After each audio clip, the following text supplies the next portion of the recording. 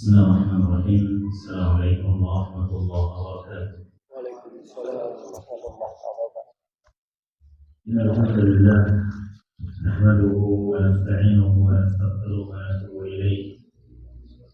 Wa na'udzu billahi min shururi anfusina wa sayyiati a'malina. Man yahdihillahu fala mudilla lahu wa man yudlil fala hadiya lahu.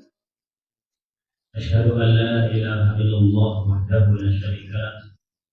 وأشهد أن محمدا عبده ورسوله لا نبي بعده صلى الله وسلم عليه وعلى آله وأصحابه ومن صار على نهجه إلى يوم القيامة أما بعد.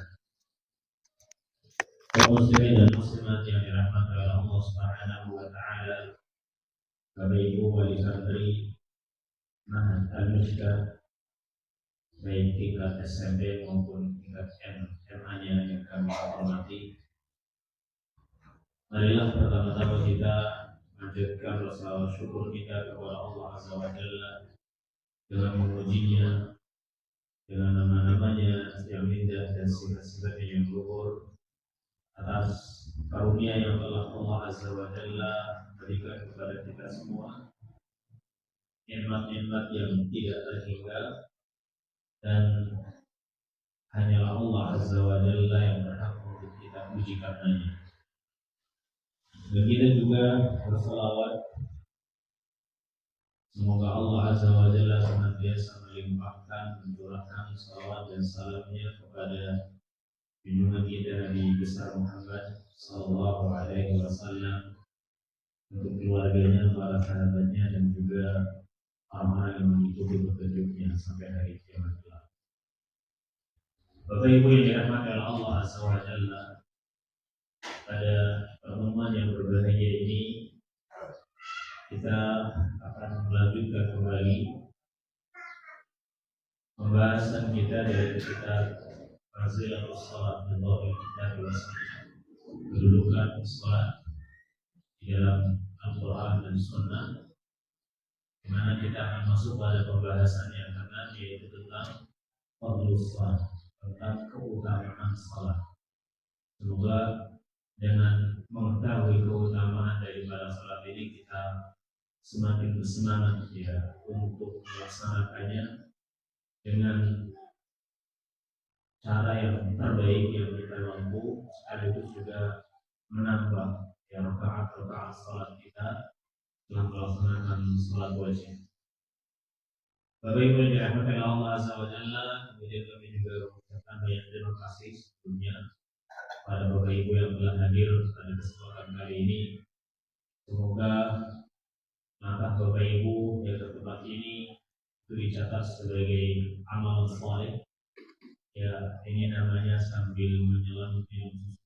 Ya, Bapak Ibu bisa bertemu dengan putra putrinya nanti, sekaligus mendapatkan ilmu, dan kemudian berharap ini dicatat sebagai amal saleh bagi kita semua.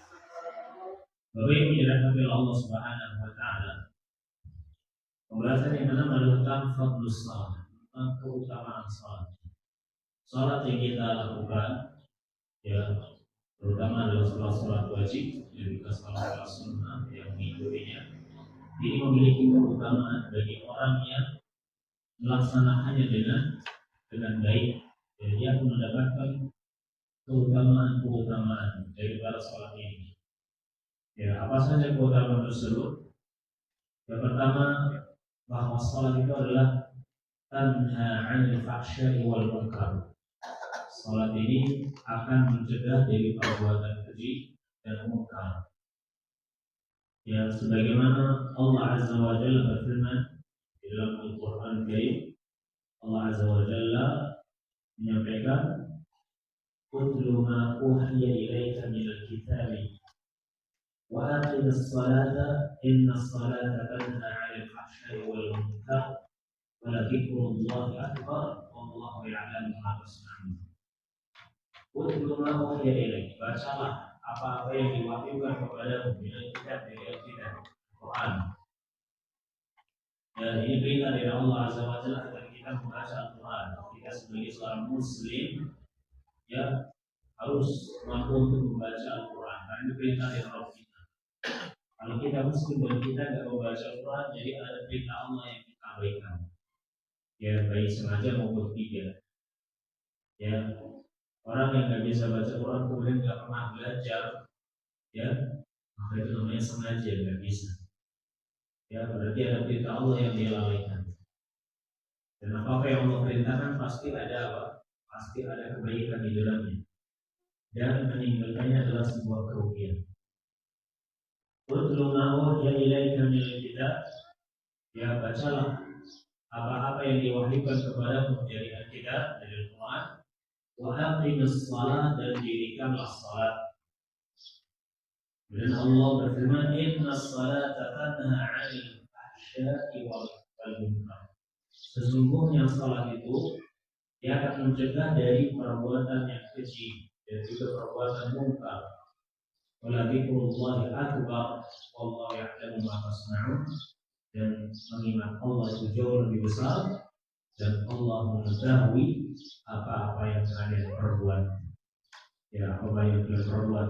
Semua yang kita perbuat, dari membaca Quran dan dari mendirikan salat itu diketahui oleh Allah Azza wa Jalla. Sebagaimana pula ketika kita nggak baca Quran dan kita nggak salat juga diketahui oleh Allah Azza wa Jalla, dan masing-masing ada konsekuensinya. Ada konsekuensinya. Tapi yang jelas bagi Allah Azza wa Jalla, kita meyakini bahwa apapun yang Allah perintahkan pasti di dalamnya ada maslahat yang sangat besar. Ya, apapun yang Allah perintahkan pasti di dalamnya ada maslahat, ada kebaikan yang sangat besar yang Allah menginginkan agar kita bisa mendapatkannya. Jika Allah Azza wa Jalla perintahkan itu kepada kita dan meninggalkan apa yang Allah perintahkan, baik itu perintah sunnah apalagi perintah wajib, hukumnya wajib, pasti juga ada konsekuensinya. Ya, ada konsekuensinya dalam kehidupan di dunia maupun di akhirat kelak. Ya. Nah, dalam ayat ini intinya adalah firman Allah, wa aqimis salata inna salata tanha 'anil fahsya'i wal munkar. Dan dirikanlah salat, sesungguhnya salat itu mencegah dari perbuatan keji dan mungkar. Jadi sebenarnya kalau orang muslim melaksanakan salat dengan benar, insya Allah yang namanya kejahatan itu akan berkurang. Yang namanya kemungkaran itu akan berkurang. Ya, tapi ketika seorang muslim ini dia tidak mendirikan salat dengan benar, maka kita akan dapatkan ya kejahatan tersebar ya merajalela, kemungkaran di mana-mana.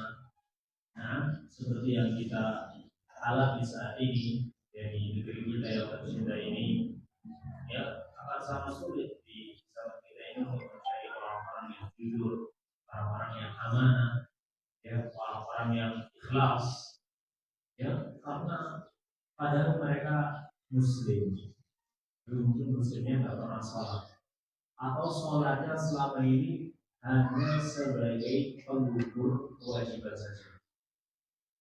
Yang penting sholat, ya diterima nggak diterima itu urusan lain.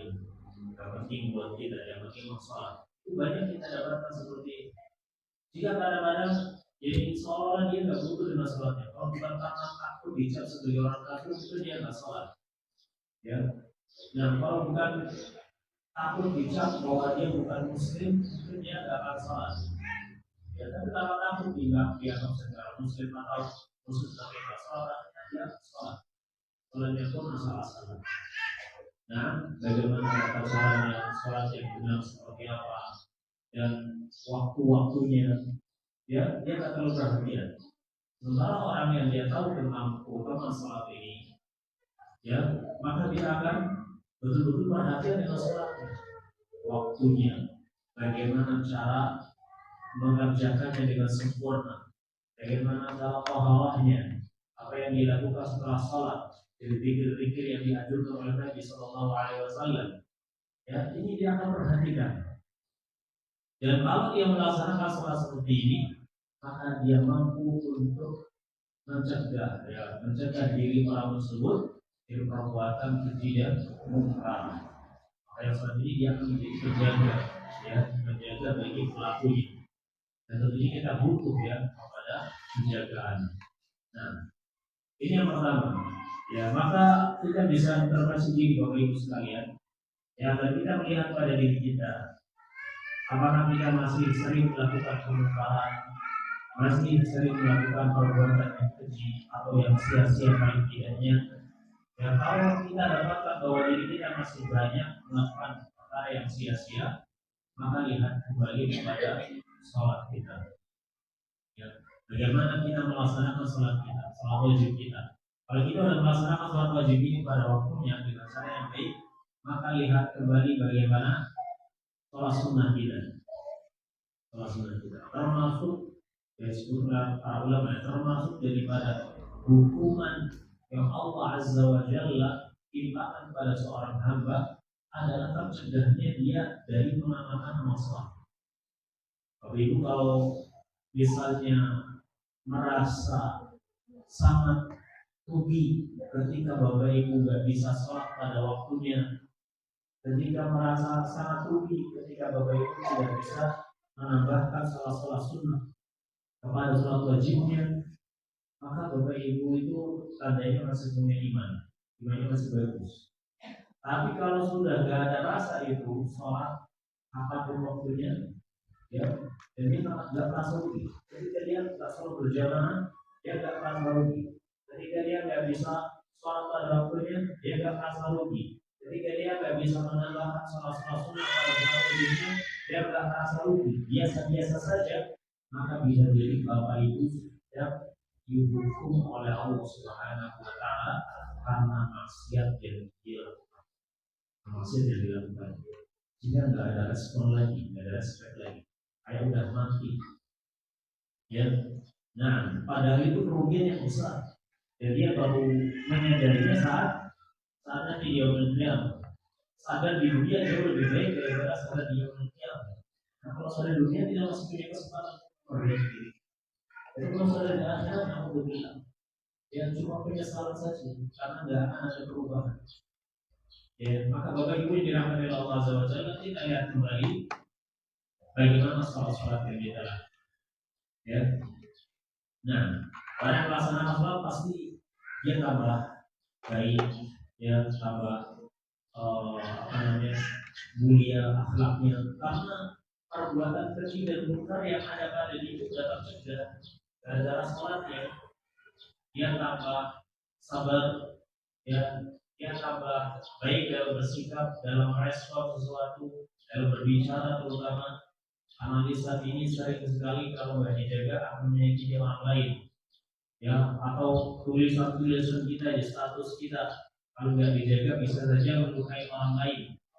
Nah, hal itu semua ada pertanggungjawabannya. Orang yang dia sholatnya baik, dia pasti akan mempertimbangkan setiap apa yang ingin dia ucapkan atau setiap apa yang ingin dia lakukan. Ada manfaatnya nggak? Ya kembali pada saya kira-kira. Ya kalau ada seperti itu, karena itu melawan daripada sholat. Ya, Bapak Ibu, ya ini perbuatan nggak bagus, akhirnya dia tinggalkan. Ini perbuatan yang kurang baik dengan seorang muslim dia tinggalkan. Itu karena pengaruh sholat tanpa disadari. Sebenarnya sholatnya yang mempengaruhi dirinya agar dia bisa menjadi manusia yang lebih baik, lebih mulia, ya, nah lebih utama lagi. Karena sebagaimana Allah berfirman tadi, bahwa sholat itu mencegah dari perbuatan keji dan perbuatan mungkar. Kemudian yang kedua, Bapak Ibu yang dirahmati Allah, terutama sholat adalah afdhalul a'mali ba'da syahadatain.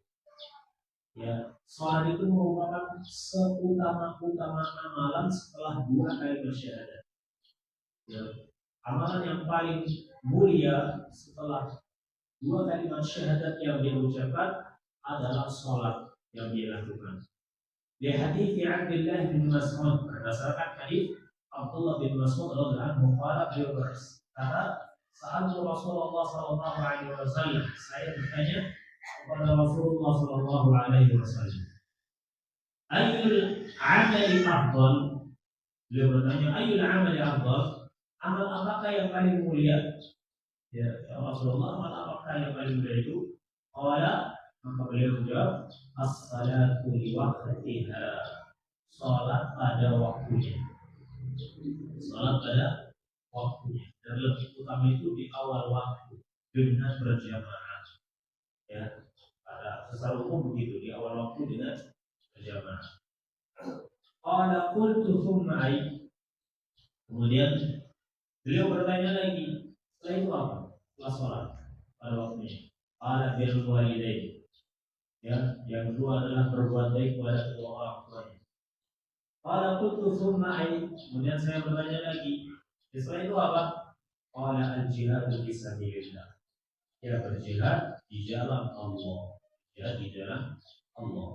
Nah, ya, Bapak Ibu dirahmati Allah Azza wa Jalla, Nabi menyebutkan bahwasanya amalan yang paling utama setelah dua kalimat syahadat itu adalah sholat pada waktunya.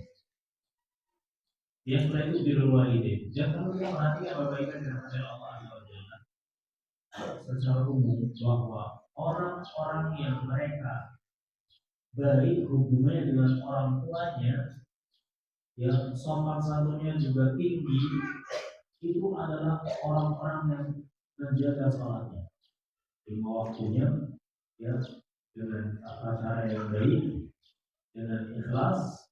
Nah, maka dia pasti orangnya baik, ya, kalau berbagi kepada kedua orang tuanya. Dan kita tahu bahwa birrul walidain itu merupakan amalan yang agung yang akan memasukkan seorang hamba ke dalam surga.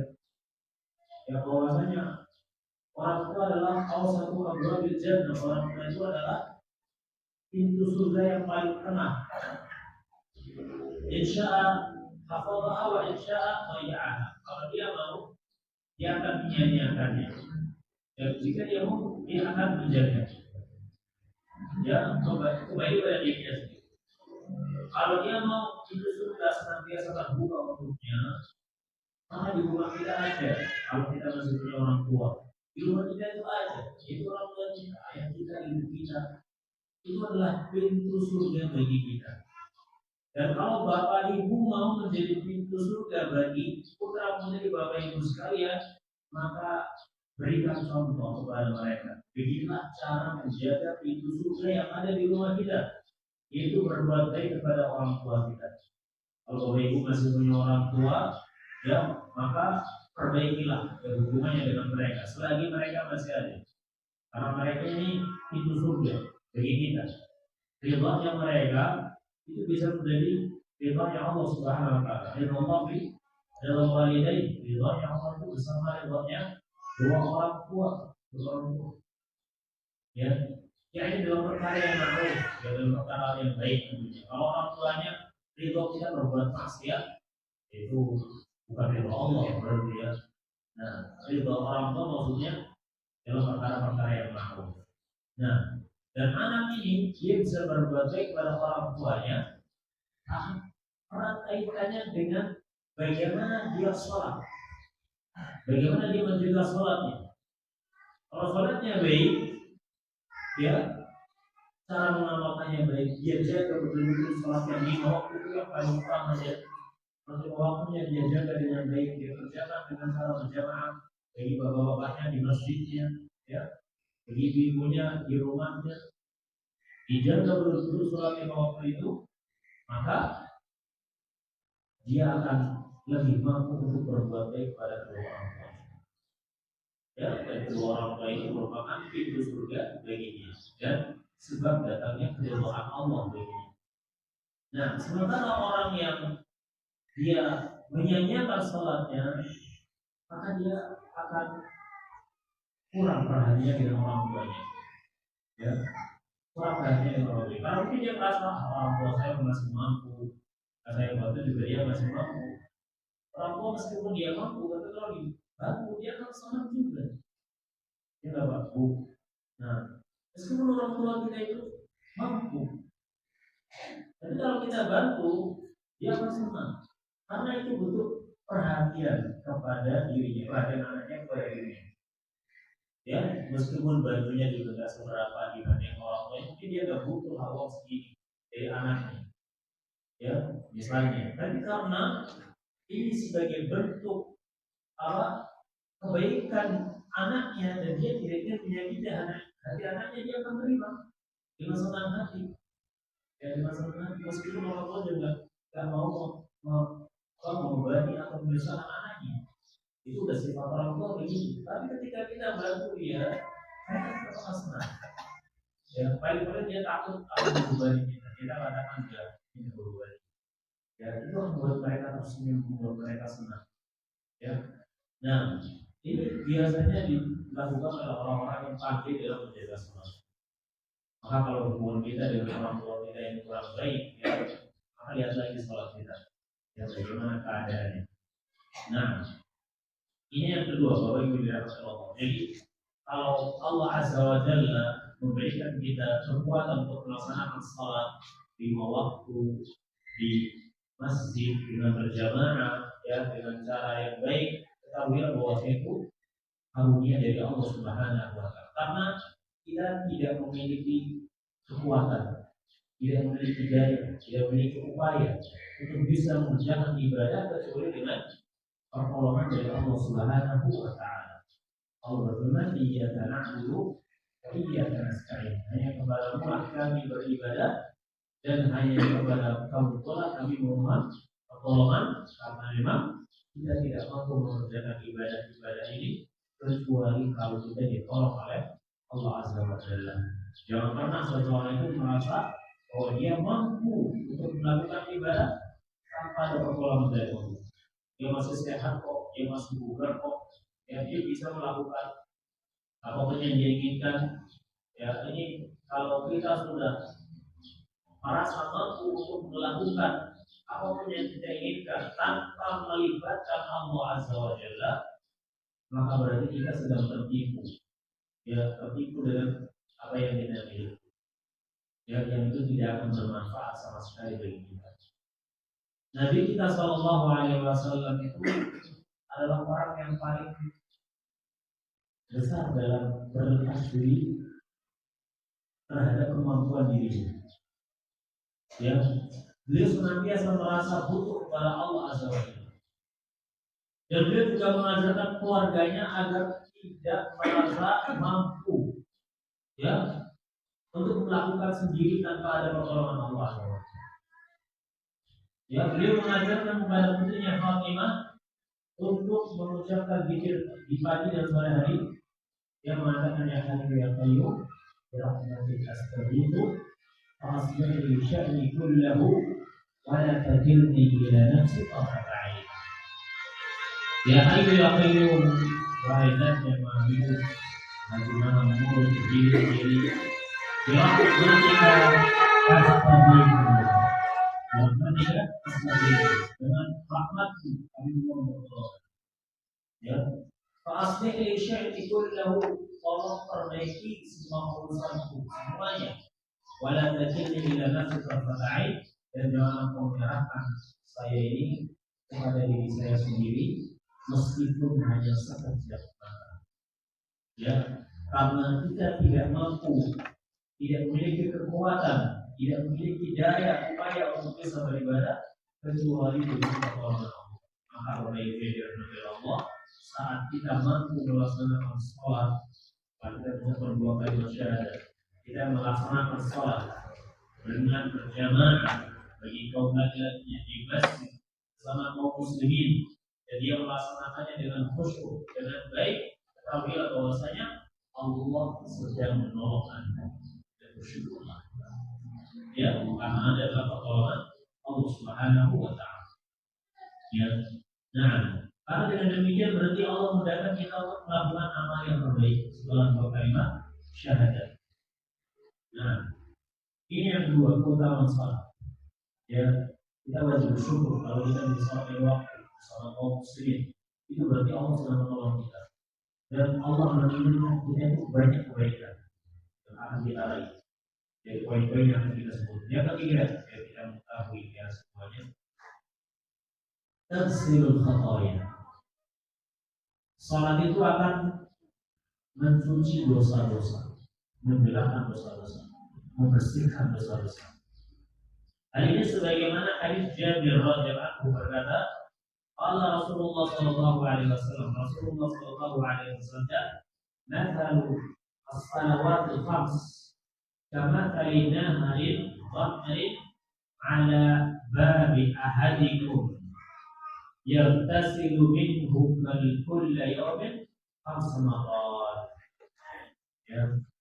Nabi sallallahu alaihi wasallam bersabda, perumpamaan salat 5 waktu, ya, jadi kerja seseorang itu seperti sungai yang mengalir di depan rumahnya, ya, di depan rumah salah seorang di antara. Kemudian dia mandi di sungai yang jernih tadi 5 kali dalam sehari. Dalam ayat ini dikatakan, wahal yabqa min daranihi syai'. Apakah kira-kira kalau orang ini mandi 5 kali, ya, di sungai depan rumahnya yang jernih airnya, apakah kira-kira masih ada kotoran yang menempel di tubuhnya? Orang mengatakan, la yabqa min daranihi syai'. Ya, tidak akan ada kotoran yang menempel di tubuh. Begitulah orang yang salat. Ya, orang yang senantiasa mengerjakan salat 5 waktu berarti terhapus dosa-dosanya. Makanya harusnya kita bersyukur yang bisa disyariatkan salat 5 waktu. Bapak Ibu yang dirahmati Allah, salat 5 waktu itu adalah nikmat bagi kita, bukan malah beban. Karena kita ini makhluk yang banyak melakukan dosa. Ya, baik kita sengaja melakukan atau tidak sengaja melakukan, kita butuh penghapusan dosa yang kita lakukan ini. Dan Allah Azza wa Jalla yang Maha Baik itu apa? Itu memberikan cara agar dosa-dosa ini bisa diukur dari kita, terutama dosa-dosa kecil. Karena dosa-dosa kecil itu bisa kita lakukan tanpa kita sadari. Ya, yang paling sering itu dosa kecil, tanpa kita sadari bisa kita lakukan. Jadi itu harus tubuh kita mulai dirahmati Allah, bahwa dosa yang kita lakukan itu harus ke tubuh kita, harus ke keluarga kita, harus ke kehidupan kita. Ya, maka terkadang hidup kita ini gak nyaman. Ya, hidup kita ini dipenuhi dengan kekhawatiran. Ya, dipenuhi dengan kesusahan misalnya. Itu karena pengaruh dosa-dosa kita. Ya, yang kadang kita melakukannya tanpa kita sadari. Ya, kalau kita putar ulang hari ini apa saja yang saya lakukan, kita agak kesulitan. Ya, karena di sana ada dosa-dosa yang kita lakukan tanpa kita ketahui atau tanpa kita sadari, karena keterbatasan ilmu bisa jadi, karena keterbatasan ilmu, atau karena memang kita lupa kalau itu sudah pernah dosa tapi kita lupa. Karena manusia itu terpaksa lupa. Ya, yang jadi kita butuh untuk refresh, untuk membersihkan tubuh kita yang dipenuhi dengan dosa. Dan Allah Azza wa Jalla yang Maha Baik itu memberikan alatnya untuk menghapus dosa-dosa kita. Di antaranya adalah sholat 5 waktu. Jadi sholat 5 waktu adalah bentuk kasih sayang Allah kepada kita, bukan beban. Bukan beban, bentuk kasih sayang. Karena ketika kita melakukan sholat 5 waktu ini, maka dosa-dosa yang kita lakukan itu terhapus.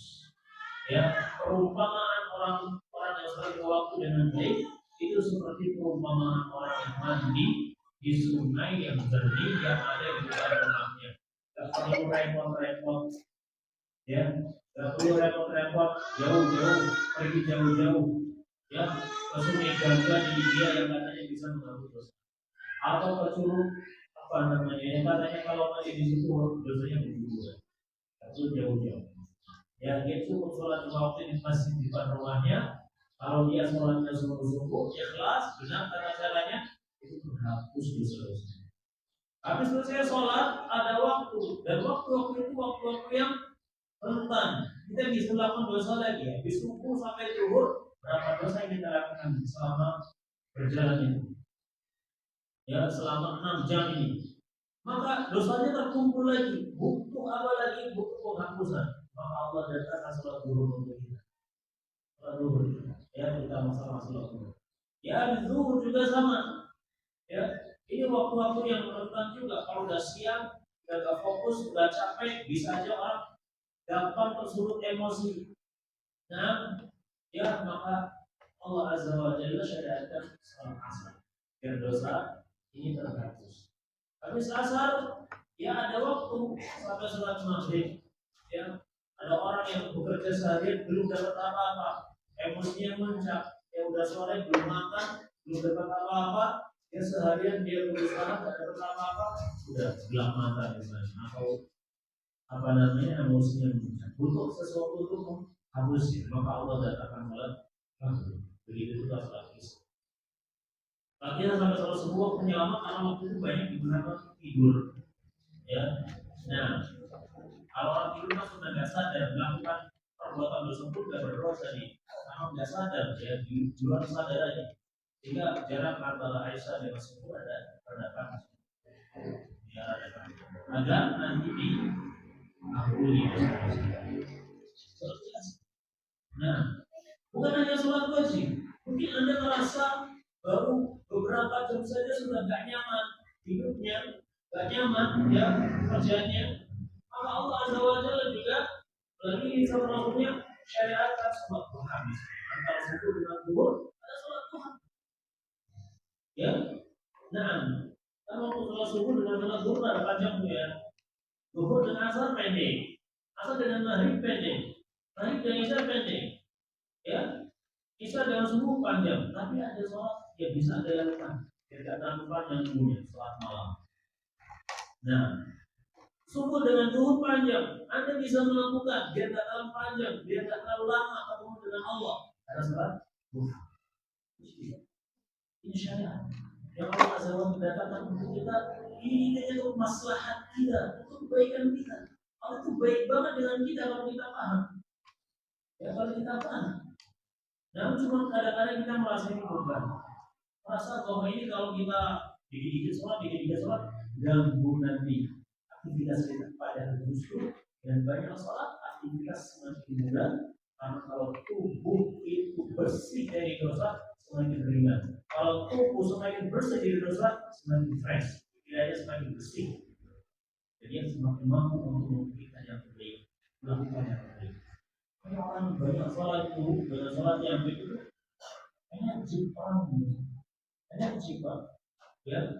Nah, karena memang dosa yang membuat kita ini malas, dosa yang membuat kita ini lemah, dosa yang membuat kita ini tidak semangat, bete, ya. Nah, cuma kalau kita bete biasanya ingin healing, ya. Healingnya bukan tempat yang banyak mengingatkan kita kepada Allah saja. Habis pulang ini tambah bete lagi. Nah, ya. Baik Bapak Ibu yang dirahmati Allah Azza wa Jalla. Jadi sholat ini akan menghapus dosa-dosa kita. Dan dosa kalau dihapus dari diri kita akan semakin ringan, semakin ringan, semakin nyaman, pikiran semakin fresh. Karena itu semua pengaruh daripada dosa yang membuat kita itu kacau pikirannya, yang gundah-gulana, yang hatinya, kemudian badan lemas, nggak semangat, nggak fresh. Itu kan dosa-dosa itu. Dan dilihat dari wajahnya tidak wajah orang nggak fresh. Itu karena dosa-dosa. Dan dia akan datang penjelasannya. Baik. Yang keempat, ya, tukafiru sayyi'at. Ya, tadi menghapus dosa-dosa, ini juga sama tukafiru sayyi'at. Ya, menghapus keburukan. Ya, juga punya dosa. Hadis Abu Hurairah bahwasanya Rasulullah SAW as-salawatul khams wal jum'atu ila jum'ah wa ramadan ila ramadan mukaffiratun ma bainahunna idza ijtunibat kabair. Salat 5 waktu. Salat Jumat ke Jumat berikutnya. Ramadan ke Ramadan berikutnya. Itu bisa menghapus dosa-dosa yang terjadi di antara keduanya. Kalau dia meninggalkan dosa-dosa besar. Kurang baik apa Allah Azza wa Jalla. Salat 5 waktu sudah menghapus. Mungkin masih ada yang tersisa karena salatnya tidak sempurna. Ya, maka Allah Azza wa Jalla jadikan Jumatnya Jumat berikutnya bisa menghapus. Mungkin Jumatnya juga tidak sempurna. Udah Ramadannya ke Ramadan berikutnya juga menghapus. Selama dia meninggalkan dosa besar. Nah, apa maknanya? Kalau bukan sayangnya Allah kepada kita, pada hamba-hamba. Biar nanti ketika dia menghadap Allah, dia dalam bersih, tidak berat, dia menanggung dosa, memikul dosa, karena dosa itu berat, ya, dan dosa itu berat.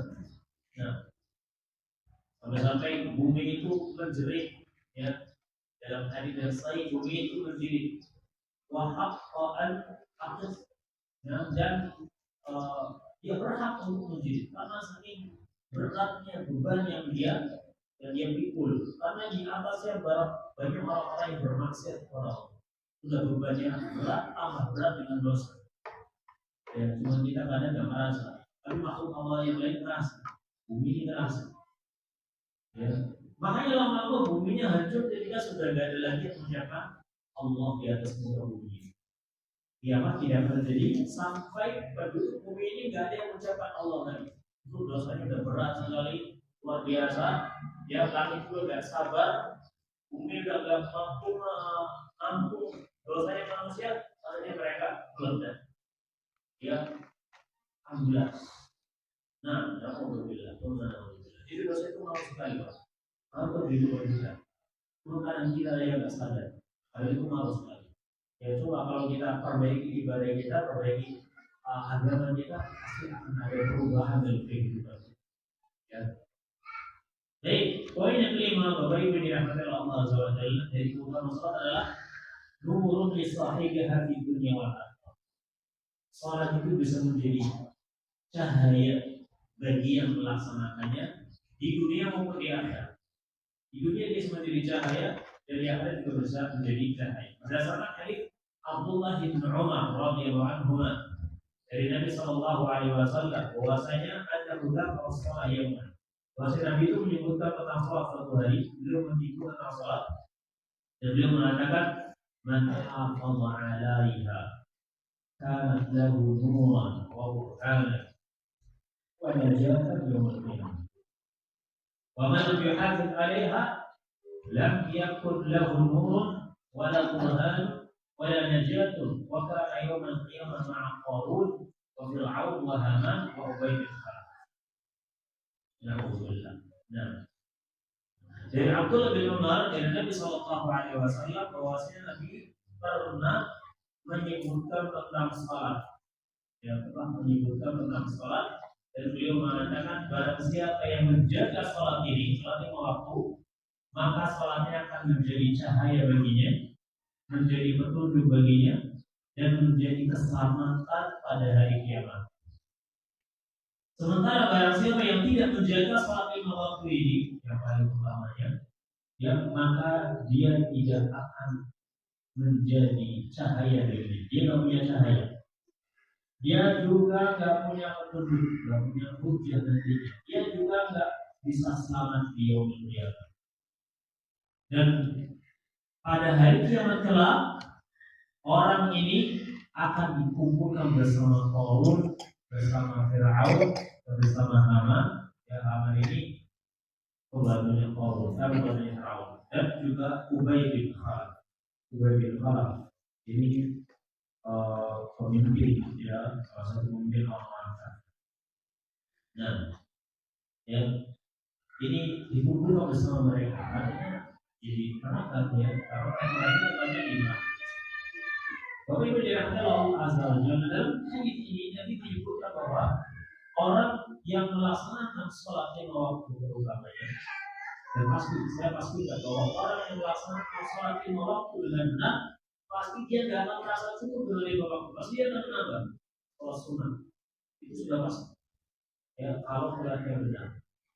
Ya, kalau sholatnya asal-asalan yang penting selesai, ya itu bisa aja. Masalah aja justru selesai itu pergi. Ya, tapi kalau orang yang betul-betul menjaga sholatnya dengan baik, dia mengetahui keutamanya, dia tidak akan merasa cukup dengan sholat lima waktu. Pasti dia akan menambahkan dengan sholat yang lain. Apalagi kalau dia mengetahui keutamaan ini. Barang siapa yang dia menjaga sholat lima waktu, maka dia akan menjadi cahaya. Imam An-Nawawi beliau mengatakan wa amma qauluhu sallallahu alaihi wasallam, yang lain sahih as-salatu nur. Salat itu adalah cahaya. Bermakna anna tamna'u min al-ma'asi wa tanha 'anil fahsya'i wal munkar. Artinya adalah salat itu cahaya, artinya salat itu akan menghalangi ya pelakunya dari perbuatan maksiat dan perbuatan keji dan munkar. Berarti cahaya di sini arti maknawi, berarti fisik. Dia nggak kelihatan, dia bentuknya bentuk cahaya nggak kelihatan, tapi maksudnya adalah dia akan mencegah pemiliknya dari perbuatan maksiat, dari perbuatan keji dan munkar yang itu semuanya membahayakan. Sebagaimana orang yang dia punya cahaya, dia bisa melihat mana jalan yang berbahaya baginya dan mana jalan yang tidak berbahaya baginya. Maka dia akan mampu pilih jalan yang akan menyelamatkannya dan dia meninggalkan jalan yang membahayakannya. Jadi kalau orang yang sholat, maka dia akan mampu meninggalkan perbuatan keji dan munkar. Wadah di shawab, dan sholat ini akan menunjukkan dia kepada kebenaran. Jadi orang melaksanakan sholat akan bertambah hidayah, tambah hidayah, tambah hidayah, tambah hidayah. Terus kalau dia melaksanakan sholat. Karena anda nur yusfadau bihi, sebagaimana cahaya itu digunakan untuk menyinari sekelilingnya. Wakila ma'nahu innahu yakunu ajruhan nuran lisahibiha yaumil qiyamah. Ada juga yang berpendapat maksudnya sholat itu cahaya, maksudnya pahala sholat ini akan bercahaya di hari kiamat dan menyinari apa? Pemiliknya. Karena nanti dia manusia membuka itu dirahmati Allah SWT yang hari itu yang gelap, ya. Dan orang hanya bisa mengetahui jalan yang benar kalau dia orang yang beriman. Dan orang beriman tidak mungkin meninggalkan sholat. Bagaimana Allah Azza wa Jalla berfirman tentang orang-orang munafik, ya. Yauma yasma'u baina aydihim wa bi'ayminihim yaquluna dalam surat Al-Hadid, ya, dalam surat Al-Hadid saya baca. Nah, tentang orang-orang beriman dan juga orang-orang munafik. Allah Azza wa Jalla berfirman, "Yauma taral mu'minina wal mu'minati yas'a nuruhum baina aydihim wa bi'aymanihim bushrakum al-yawma jannatin tajri min tahtiha al-anharu khalidina fiha dzalika huwal fawzul 'azim." Pada hari orang-orang beriman, dari kalangan laki-laki maupun kalangan perempuan, mereka melihat cahaya itu mengiringi mereka yang ada di depan mereka, di sebelah kanan, di sebelah bain aydihim wa bi'aymanihim, ya, cahaya itu mengiringinya. Jadi dia melihat sekelilingnya. Dan dikatakan kepada mereka, busyrakum, ya, kegembiraan bagi kalian, jannatun tajri min tahtiha, yaitu surga yang sudah disiapkan yang mengalir di bawahnya sungai-sungai, ya, dan kalian kekal di dalamnya. Dari kabar fawzul azim, dan itu adalah kemenangan yang sangat besar. Dan Allah berfirman, yauma yaqulu munafiquna wal munafiqat, pada hari di mana orang-orang munafik dari kalangan laki-laki maupun perempuan, mereka mengatakan lilladzina amanu, pada orang-orang beriman, unzuruna naqtabis min nurikum. Mereka mengatakan, tunggu kami biar kami bisa ikut, ya, mengambil manfaat dari cahaya kalian. Naqtabis min nurikum qila irji'u wara'akum, maka dikatakan kepada mereka, mundur kalian. Nah, faltamisu nuran, cahaya sendiri, jangan ikut-ikutan, jangan ambil cahaya sendiri kalian, jangan kalian. Kemudian dibagi fabudi babainahum bisurin lahu bab, kemudian ada benteng di dalam mereka, pemisah. Artinya mereka dalam keadaan bingung, tidak ada cahaya, mereka harus berjalan tidak ada cahaya, dan mereka masuk neraka. Beriman tahu.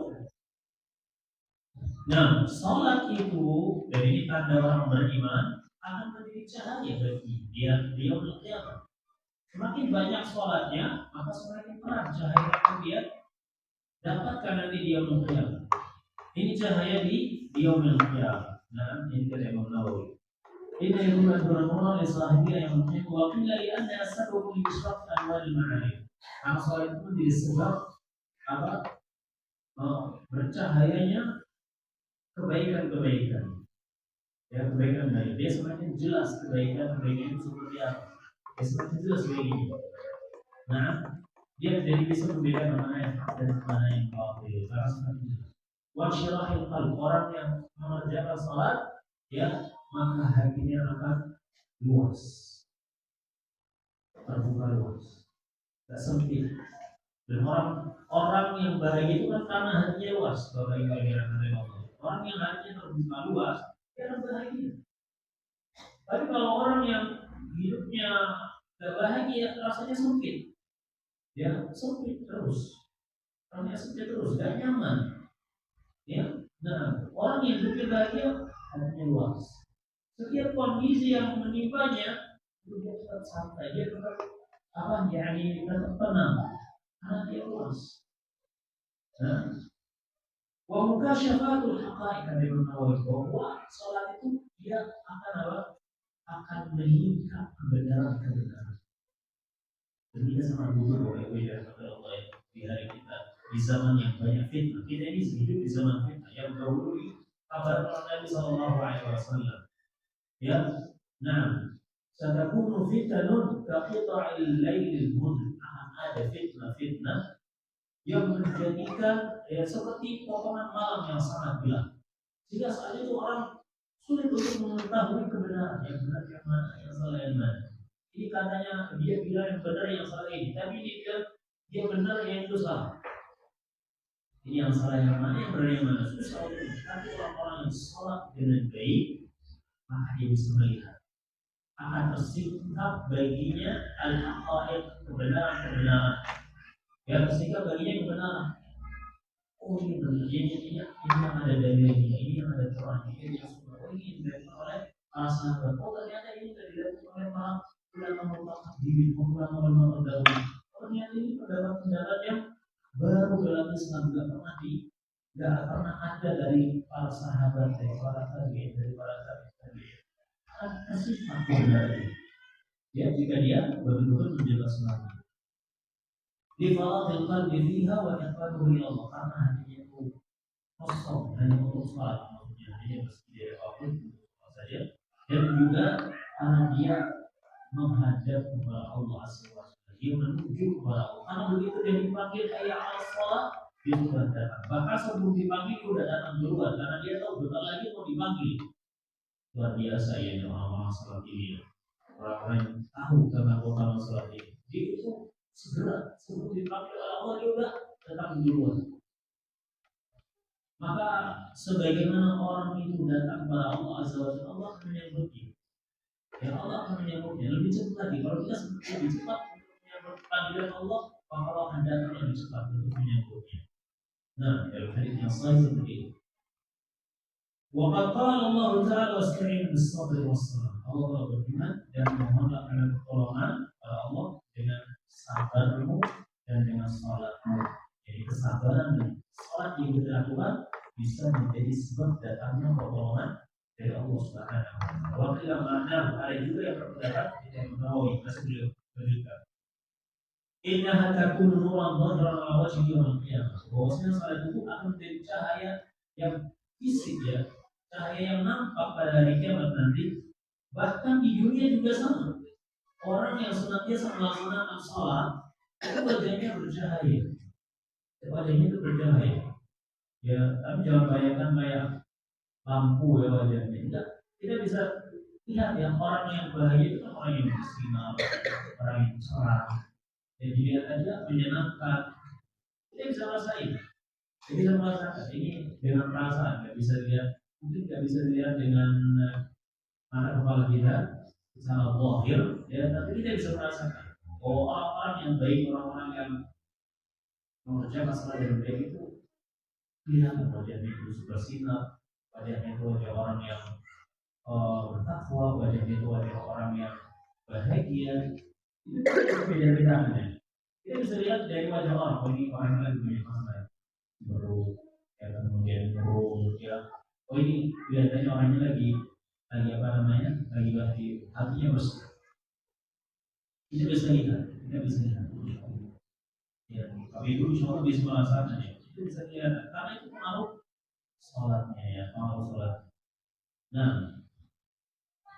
ini diantara keutamaan daripada sholat. Dia akan menjadi cahaya baginya, menunjuki kepadanya kebenaran ya di dunia dan juga di akhirat. Sementara orang-orang yang melalaikan sholatnya, tidak sholat, nanti dia berkiamat, dia akan dikuburkan bersama Qarun, bersama Fir'aun, bersama Haman, bersama Ubay bin Khalaf. Yang mana mereka ini adalah dedekap orang-orang kafir. Alhamdulillah. Jadi Imam Ahmad ya, dan juga Imam Al-Bukhari dan juga tadi dengan sanad yang baik. Tapi hadis ini juga memiliki hadis pokok yang sahih yang diriwayatkan oleh Muslim, di mana mengatakan as-salatu nurun wa sadaqatu burhan. Al-Quran hujjatun laka wa sallallahu. Di dalam hadis Abu Malik Al-Asy'ari yang saya sebutkan as-salatu nurun. Salat itu adalah cahaya. Begitu juga dalam hadis Buraidah dari Nabi SAW, beliau bersabda, "Basyir masyakina fil dhulmi ilal masajid bin nuri tami yawmal qiyamah." Nabi mengatakan, berilah kabar gembira kepada mereka-mereka yang berjalan di dalam kegelapan malam untuk menuju masjid. Apa perbedaannya? Bahwasanya mereka nanti akan diberikan cahaya yang sempurna pada hari kiamat. Akan diberikan cahaya yang sempurna pada hari kiamat. Nah, ya, ini tadi menunjukkan bahwasanya sholat itu menjadi cahaya. Nah, dahulu orang itu berjalan ke masjid, suasananya gelap, Bapak Ibu yang dirahmati Allah ya. Waktu isya, waktu subuh, itu suasananya gelap karena dulu gak ada cahaya. Kalau di masjid itu juga gelap-gelapan. Hanya dulu para sahabat kalau sholat di masjid, dia bisa nggak tahu dia di samping itu siapa. Jadi kalau dia ngomong baru ini suaranya pelan, ya suaranya pelan. Makanya para sahabat dulu kalau sholat di masjid, ya mereka nggak bisa dibedakan ini siapa. Ya karena memang waktu sholat subuh, kalau mereka sholat subuh selesai sholat subuh, maka mereka kalau keluar, ya nanti bikinnya di rumah, kalau keluar, ya makanya Nabi Rasul biasanya habis sholat ini nggak langsung menghadap ke belakang. Ya, beliau akan tunggu dulu sampai kaum wanita berdiri, setelah itu baru beliau akan menghadap ke makmum setelah sholat. Ya. Nah, dulu kaum wanita nggak tahu ini siapa. Orang gelap, jalannya gelap, nggak ada lampu. Ya. Dan Nabi mengatakan kabar gembira pada mereka orang-orang yang di pergerakan malam. Ya, dan ini masih berlaku. Maksudnya meskipun kita udah terang benderang dan kita berangkat ke masjid dan takut jalan tersesat, maka kita benar-benar keutamaan ini. Ya justru kita harusnya malu kalau kita nggak punya semangat yang tinggi pada jalan datang benderang. Kalau dulu kita punya alasan, saya nggak ke masjid kenapa? Takut tersesat karena jalannya gelap. Kalau sekarang enggak, meskipun takut tersesat misalnya, tapi mereka tetap berangkat. Padahal kemungkinan kesasar ada, kemungkinan kena bahaya ada, ya ada di belakang malam mungkin ada binatang buas atau binatang berbisa, ya. Nah, meskipun demikian mereka tetap semangat pergi ke masjid, ya. Dan Allah Azza wa Jalla tunjukkan kepada mereka jalannya ke masjid. Nah, jadi orang-orang yang memang Allah menghendaki kebaikan pada dirinya, itu Allah mudahkan untuk beramal soleh, terutama sholat. Ya Bapak-bapak yang dirahmati Allah Azza wa Jalla, mari kita lihat kembali sholat kita. Ya, kalau kita ingin mendapatkan keutamaan ini, maka jangan lagi kita malas-malas mengerjakan. Ibu-ibu juga sama, ya. Apalagi kita itu punya anak-anak yang sedang belajar, jauh dari Bapak Ibu sekalian. Siapa lagi kalau bukan Allah yang menjaga mereka? Ya, nah mandiri pusat ya nggak bisa, mandiri ustazah juga nggak bisa. Mereka jumlahnya terbatas, tapi anak-anaknya banyak. Nah, ya anak-anaknya mendapatkan ilmu yang baik, ya nggak bisa juga kita semata-mata mengandalkan ustaz. Tapi kita butuh Allah Subhanahu wa Ta'ala. Ya butuh Allah Azza wa Jalla.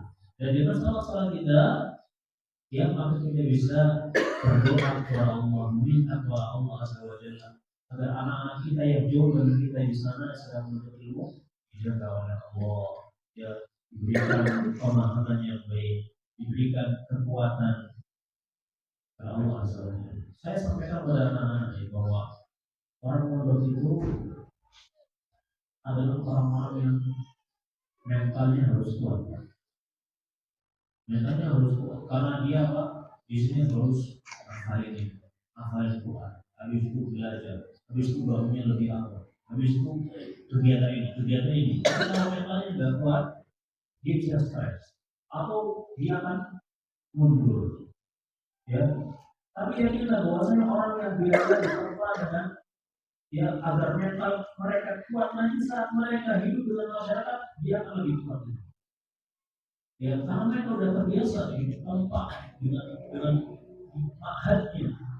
Ya dia bisa menghadapi kondisi-kondisi yang sulit. Ya akan mulai itu sulit. Belum nanti sekolah kalau nggak hafal malu dengan teman-temannya atau kalau tidak takut dengan gurunya kalau nggak hafal misalnya. Ya itu kan mental itu. Nah, jadi harus ada dukungan dari orang tuanya. Dukungan dari orang tuanya agar mereka diberikan kekuatan. Ini orang-orang mundur itu orang-orang hebat kan. Ya, orang yang hebat kan dia itu. Karena di tempat mentalnya, di tempat fisiknya, ya di tempat kedisiplinannya.